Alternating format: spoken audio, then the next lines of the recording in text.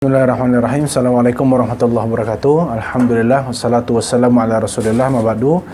Masih di tengah wabah corona, kami berharap kepada Allah dan berdoa kepadanya semoga Bapak Ibu semua serta jamaah sekalian selalu diberikan kesehatan oleh Allah Subhanahu wa taala.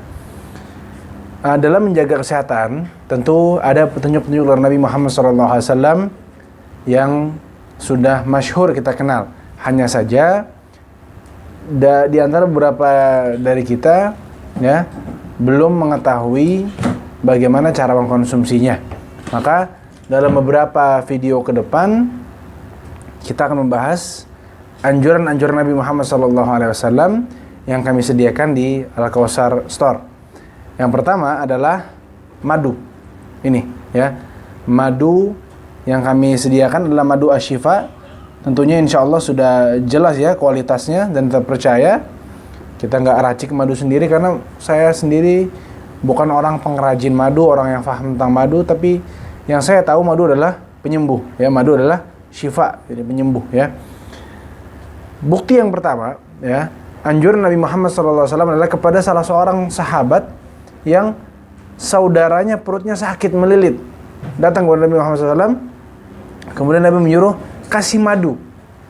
Setelah dikasih madu, ternyata penyakitnya belum hilang atau makin parah dalam riwayat lain. Bagi lagi, ya Rasulullah belum sembuh, malah makin parah penyakitnya nih. Kemudian Nabi mengatakan kasih lagi madu. Terus bolak-balik sampai 3 kali. Keempat kalinya ngomong, ya Rasulullah belum sembuh, masih sakit atau makin parah ya Rasulullah. Maka Nabi bersabda SAW, demi Allah, Allah pasti benar dan perut kakakmu yang bohong. Maksudnya gimana teman-teman sekalian? Maksudnya adalah demi Allah, Allah yang menyuruh madu itu sebagai obat, Allah menyuruh minum madu itu sebagai obat, nggak mungkin salah. Allah nggak mungkin salah, madunya nggak mungkin salah, karena madu sifatnya penyembuh, teman-teman sekalian, seperti itu, ya. Dan perut kakakmu yang bohong, maksudnya apa?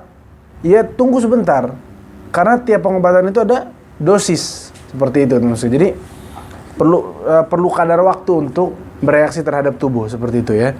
Kemudian juga madu dapat membersihkan kotoran yang terdapat pada usus, pembuluh darah dan yang lainnya.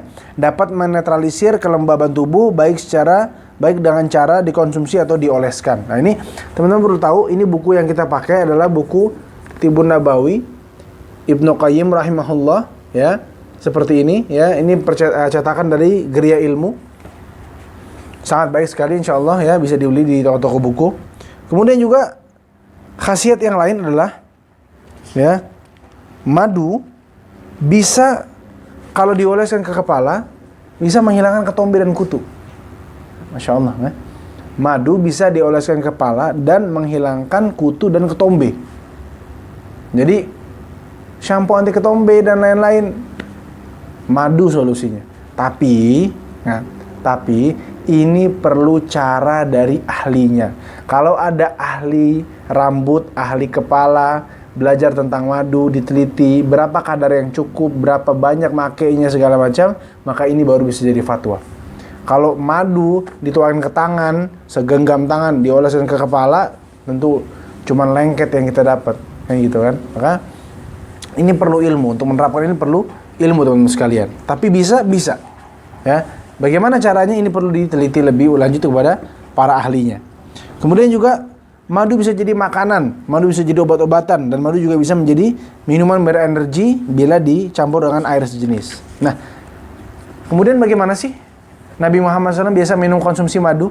Ya, Nabi konsumsi madu dengan 2 cara, langsung diminum dengan sendok seperti itu, atau dicampur dengan air.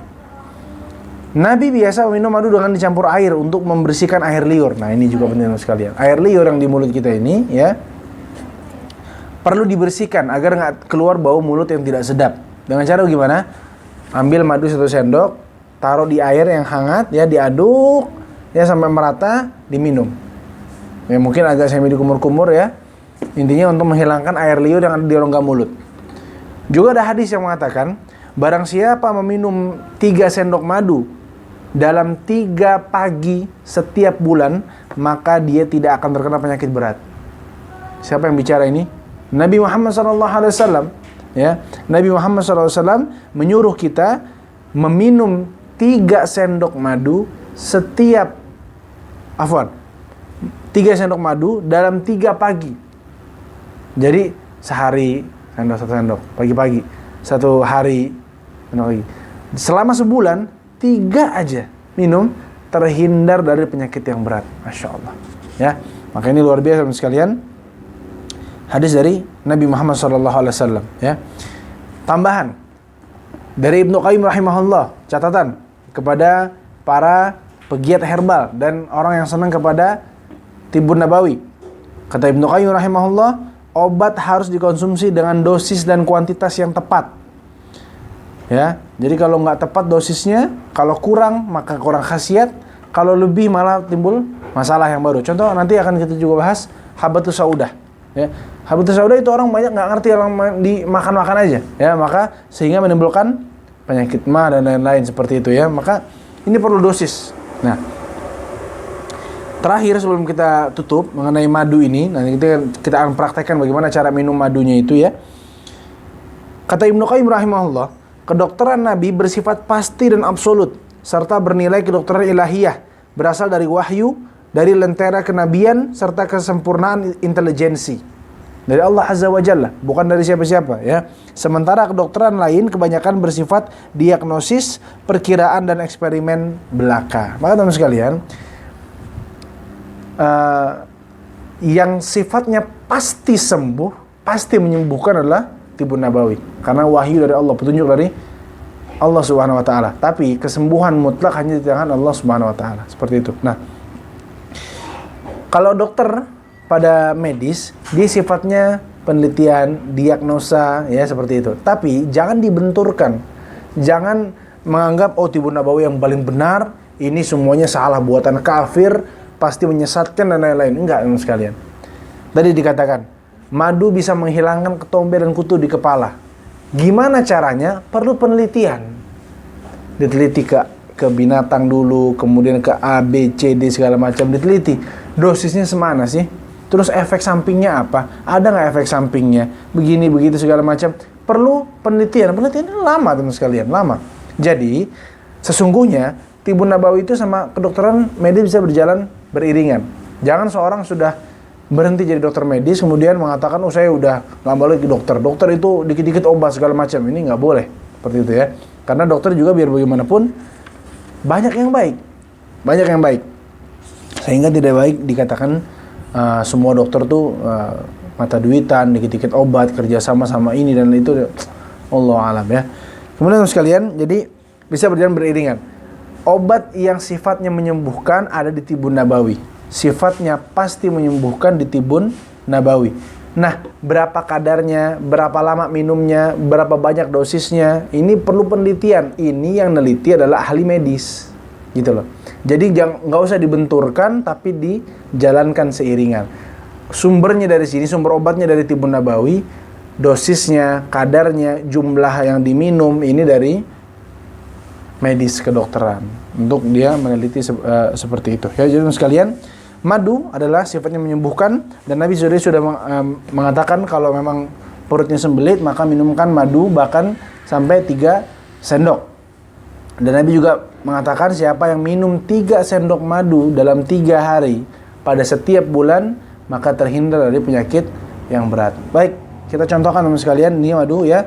Ini madu Ashifa, teman-teman bisa nanti lihat di Instagram Al-Kausar Store, ya. Kalau mau beli juga silakan hubungi kami di sini. Kita akan coba minum madunya 1 sendok. Ya, ini 1 sendok makan saya pakai. Bismillah, pagi hari. Kita harap kesembuhan dari Allah Subhanahu wa taala dan kesehatan dari Allah Subhanahu wa taala. Ini hanya wasilah. Bismillah.